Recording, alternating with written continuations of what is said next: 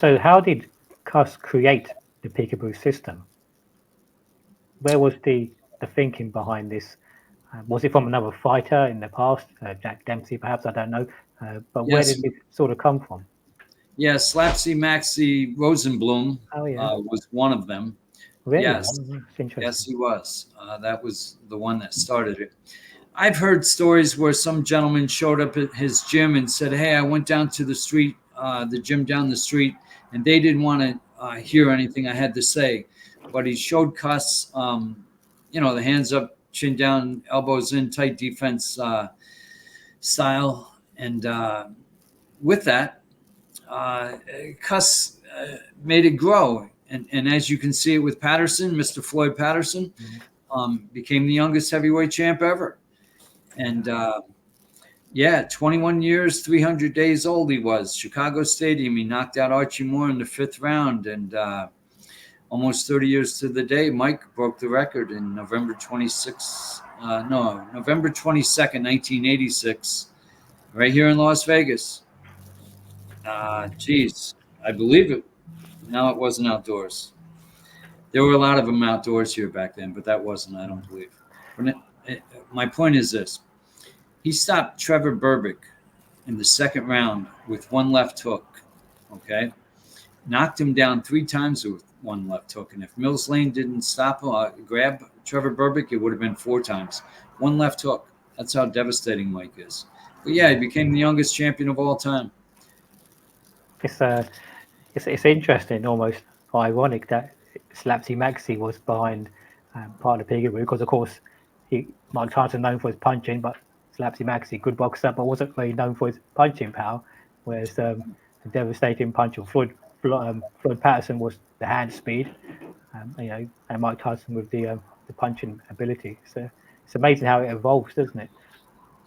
Yes, it is. And Mike said it best. He said, if there were 17 of us in the gym, there were 17 different ways Cuss's style was being used, and each fighter had their own way of doing it.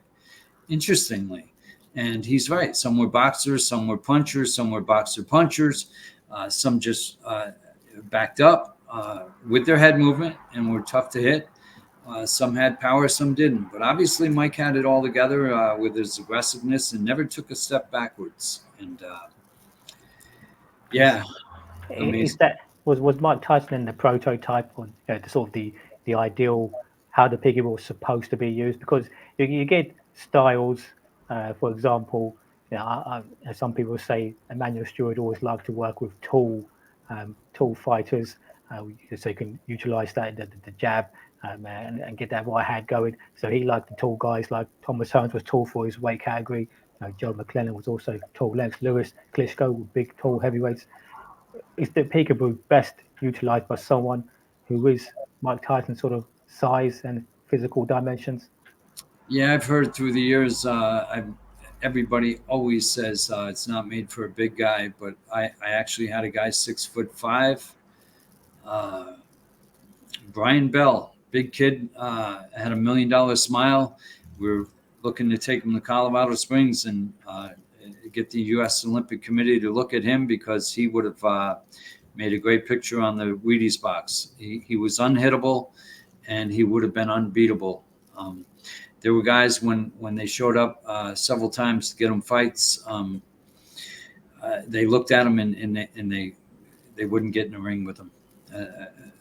I don't know. He just, it takes a lot of discipline, determination, dedication, and desire to continue forth. And, well, uh, a lot of guys have come and gone through the years, and Brian was one of them. But I got to tell you, he's a great example that this style would have worked.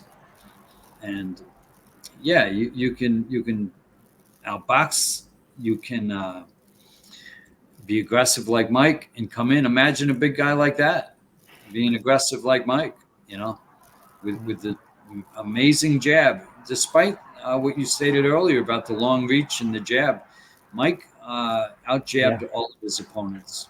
It he was did. just Yes. in the Cuss style. It was all thanks to Cuss. Yeah, yeah, yeah. He fought guys who were 6'4", 6'5", and out jabbed them, didn't he? So